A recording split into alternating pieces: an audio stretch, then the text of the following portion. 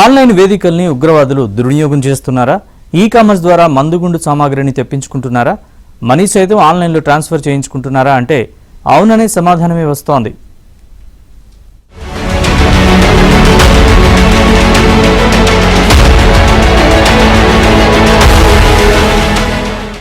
ఉగ్రవాదులు సైతం టెక్నాలజీని ఉపయోగించి నిఘా సంస్థలను బురడీ కొట్టిస్తున్నారు. నేరుగా పేలుడు పదార్థాలు కొంటే అనుమానం వస్తుందన్న ఉద్దేశంతో ఆన్లైన్ ద్వారా పేలుడు సామాగ్రిని కొద్దిగా ఆర్డర్ ఇచ్చుకుంటూ బాంబులు తయారు చేస్తున్నారు. చేరాల్సిన డబ్బును ఫిన్టెక్ కంపెనీల ద్వారా చేరవేస్తున్నారు. ఈ కదలికలను కనిపెట్టడం దాదాపు అసాధ్యంగా మారింది.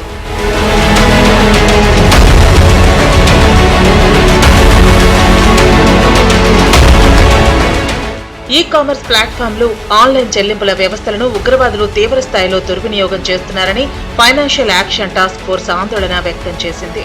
వాటిని తమ ఆర్థిక లావాదేవీలకు, దాడులకు అవసరమైన పరికరాలు, రసాయనాలు, 3D వస్తువుల కొనుగోలుకు ఉపయోగించుకుంటున్నాయని FATF తన తాజా నివేదికలో వెల్లడించింది.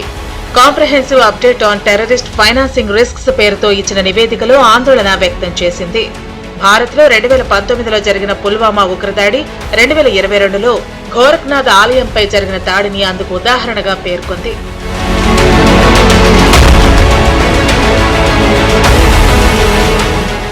ప్రపంచవ్యాప్తంగా మనీ లాండరింగ్, ఉగ్రవాద నిధులను పర్యవేక్షిస్తోంది financial action task force. Digital tools, ఆర్థిక సాంకేతికతలను తప్పుదారి పట్టించి ఉగ్రవాద సంస్థలు తమకు కావాల్సిన డబ్బును ఎలా సమీకరించుకుంటాయో, ఎలా తరలిస్తున్నాయో వివరంగా తెలిపింది. 2019లో పుల్వామాలో సైనికులు వెళుతున్న వాహనాన్ని ఉగ్రవాదులు ఐఈడీతో పేల్చివేశారు. ఈ ఐఈడీకి కావలసిన ముఖ్యమైన వాటిలో ఒకటైన అల్యూమినియం పొడిని ఉగ్రవాదులు ఈ కామర్స్ వేదిక నుంచి ఆర్డర్ చేసి తెప్పించుకున్నారు. అప్పటి ఘటనలో 40 మంది CRPF జవానులు అమరులయ్యారు. ఉగ్రదాడి ఘటన వెనుక పాకిస్తాన్ హస్తం గల ఉగ్రవాద సంస్థ జైషే మహమ్మద్ ఉన్నట్లు భారత నిఘా సంస్థలు గుర్తించాయి. లాజిస్టిక్, బాంబు తయారీలో ఆన్లైన్ వేదికలు కీలక పాత్ర పోషించాయి.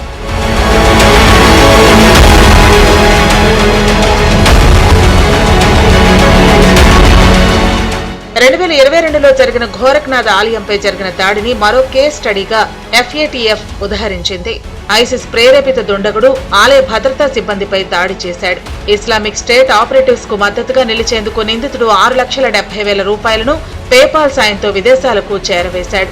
ఈ అనుమానిత చర్యను గమనించిన పేపాల్ ఆ ఖాతాను సస్పెండ్ చేసింది. వేగవంతమైన, గుర్తించడానికి కష్టమైన ఆన్లైన్ చెల్లింపు మార్గాలను ఉగ్రవాదులు ఎంచుకుంటున్నారు. 2001 నుంచి ఎక్కువ ఫైనాన్షియల్ యాక్షన్ టాస్క్ ఫోర్స్ టెర్రరిస్ట్ను చూస్తుంది. ఆ కమిటీ ఈవేళ రిపోర్ట్ చేసింది ఏంటంటే, పాకిస్తాన్ నుంచి వచ్చిన ఉగ్రవాదులు ఈ కామర్స్ ఏంటి, ఎన్ని డబ్బులు ట్రాన్స్ఫర్ కోసం చేసి ఉగ్రవాది యాక్షన్స్ చేస్తున్నారు. అలాంటి డబ్బు లేకపోతే అసలు ఉగ్రవాది యాక్షనే ఉండదు. సో అందువల్ల కనపడేది ఏంటంటే, ఫైనాన్షియల్ యాక్షన్ టాస్క్ ఫోర్స్ చెప్పింది వాళ్ళు తప్పకుండా ఈ టెర్రరిస్ట్ యాక్షన్స్ అన్ని పుల్వామా ఏంటి, భారతదేశంలో చేశాయంత ఈ కామర్స్ ప్రస్తుతం వాడి డబ్బులు ట్రాన్స్ఫర్ చేస్తారు. ఇంకో రహస్యం ఏంటంటే, ఒక దేశం సపోర్ట్ లేకుండా ఇలాంటి ఉగ్రవాది యాక్షన్స్ అవటం చాలా కష్టం. అది పాకిస్తాన్ స్పష్టంగా సాయం చేసి అన్ని విధాలుగా ఫెసిలిటీస్ ఇచ్చి డబ్బులు ఎలాగందించాలి, లేక డబ్బులు కూడా రెడీ చేసి చేస్తుందని మాత్రం స్పష్టం అవ్వింది. ఉగ్రవాదీలకి పాకిస్తాన్ నుంచి, దేశం విరోధి దేశాల నుంచి మాత్రం డబ్బు ఆగటం మాందు.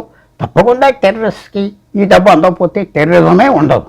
ఫిన్టెక్ వేదికల పెరుగుదల ఉగ్రవాదుల ఆర్థిక కార్యకలాపాలు జరిపేందుకు కొత్త మార్గాలుగా ఉపయోగపడ్డాయని వరల్డ్ టెర్రర్ వాచ్ డాగ్ తెలిపింది.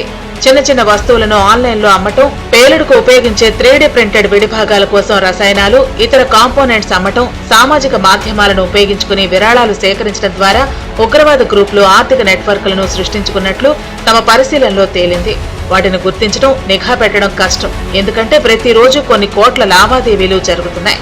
ఎక్కడ ఎవరు లావాదేవీలు జరిపారు, వారిలో ఉగ్రవాదులు ఎవరన్నది కనిపెట్టడం సాధ్యం కాదు.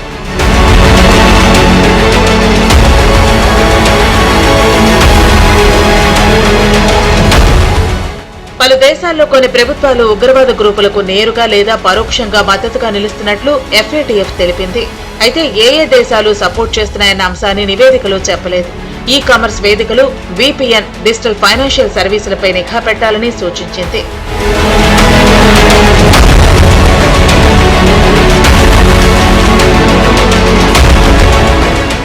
ఉగ్రవాదులకు అడ్డాగా మారి ఆర్థిక సాయం చేస్తున్న పాకిస్తాన్ను FATF గ్రే లిస్ట్ లో ఉంచాలని భారత్ కొన్నేళ్లుగా కోరుతున్నారు.